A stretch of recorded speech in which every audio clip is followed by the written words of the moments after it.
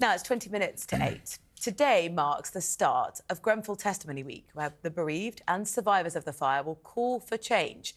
They're going to come face to face with representatives from organisations that they hold responsible for the disaster. Cladding manufacturers, London Fire Brigade, the Home Office and the Ministry of Housing will attend.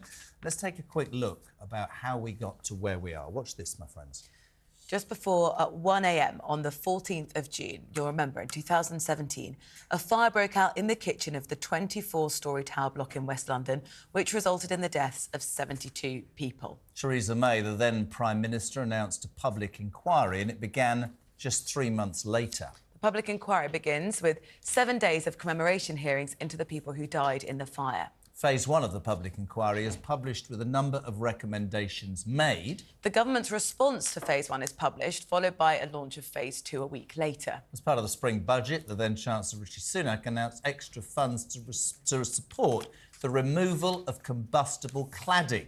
Government figures reveal 40% of buildings in England with the same type of cladding as Grenfell have still not been made safe. By May 2023 last year, it was announced that the final report will not be published until 2024, nearly 7 years after this terrible tragedy happened.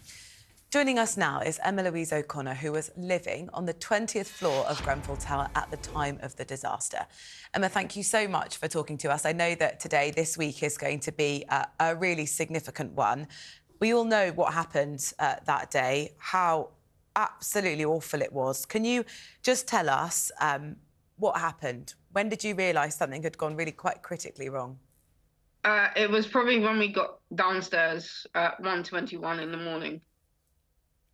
Yeah. And just explain to us your experience. How did you get out?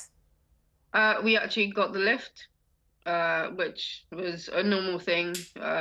If it wasn't for the lifts or the closest fire station, we seriously wouldn't have got out.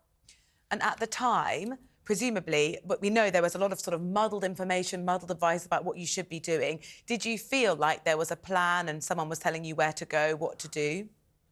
No, we just we got down very early, and we actually had to be moved back because we sat far too close to the fire. Emma, welcome to Talk Today. Thank you so much indeed for joining us. Do me a favour, sweetheart, and thank you. I know I can only imagine what this has done actually psychologically for survivors for all sorts of reasons. How has this, sweetheart, impacted on your life in the last 7, 8 years? Well, I physically can't go into a fire station anymore without shaking. Without them, we literally wouldn't be here. And basically today is just about, well, because I'm just about to go and give my testimony, today is about getting rid of the 18-metre rule. And I apologise for my appearance. I've only just woken up. Don't worry, darling. Listen, when I look at this and I think how long it's taken to even begin this inquiry, when we imagine, and I drive past it most days, and it sends a chill through you, and I've shown my kids and all sorts of things because I think it's fabulously important, wrong word, but that people understand. And yet still, in 2024, we have high-rise buildings with cladding that is both illegal and is in danger of the same thing happening, which is a disgrace. And we hope, and I'm sure you and other people involved want to change in the law, never want this to happen again, right? Yeah, no, it's incredible the fact that they've still got the cladding on. It just proves that they're focusing more on money than they are lives. Human life matters more than the pound signs. Couldn't agree more. Emma, stay with us. We're also joined by Andrew Boff, Conservative Chair of the London Assembly. Andrew, I can see you sort of nodding to what Emma's saying there. For you, there are still many outstanding questions as to why this was able to happen, how some of those safety regulations were so inadequate. What questions are you going to be asking today and this week? I think the questions that we have been asking on the London Assembly for a long time was, how on earth could this happen?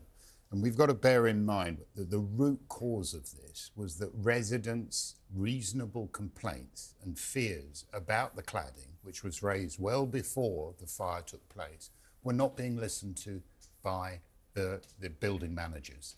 And you know that's still happening today. Well, it goes a step even further before that, doesn't it? Today. That the wrong materials were used in the first place. The wrong materials were used, and somehow along the line, those materials were approved of. Now, those victims and the bereaved and the people who are still bearing the scars of Grenfell today, they want justice. They want to see something positively change. Now, the government's gone a long way towards getting some kind of redress from those developers. 51 developers are now investing in recladding those buildings. Andrew, can I speak for Emma, and forgive me if I sound frustrated. You're a London Assembly member. You have just said, and I'm not blaming you, building managers didn't listen. They didn't. Somehow these things were approved.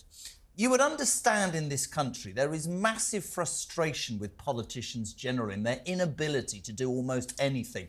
Why the hell, man, has it taken 7 years for the people who caused this? These people should be in jail. We're going to have another public inquiry that takes however long. People like that lady who are scarred mentally for life deserve surely a system, Andrew Boff, to have sorted this out sooner. I entirely agree with you. So why hasn't it happened? I entirely agree with you. And the problem is the very slow processes that we go through when there's the law involved. But you changed the law and people should be arrested, right? There should probably be prosecutions as a result of this. We probably won't see those until next year, once the inquiry's finished and then the police have the evidence.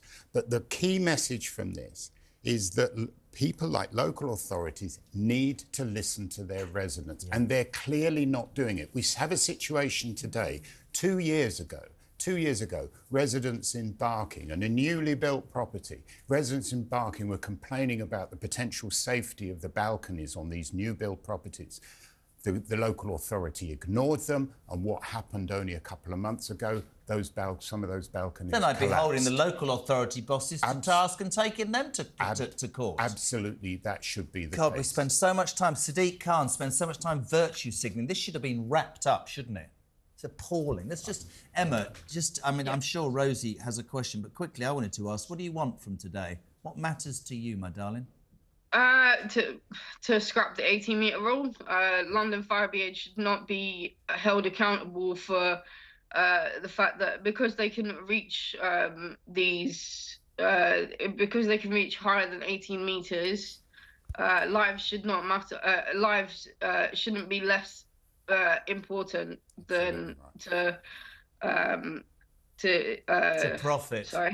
Don't worry, darling. Listen, we really, really, really appreciate you being on. It's easy for people to tune into something like that and go, but you imagine people going through what that girl did and what that's done to her. All right? I salute you for being on this morning, Emma. Thank you. And Andrew, Thank you. Thank you as well. Really appreciate it. Thank you both.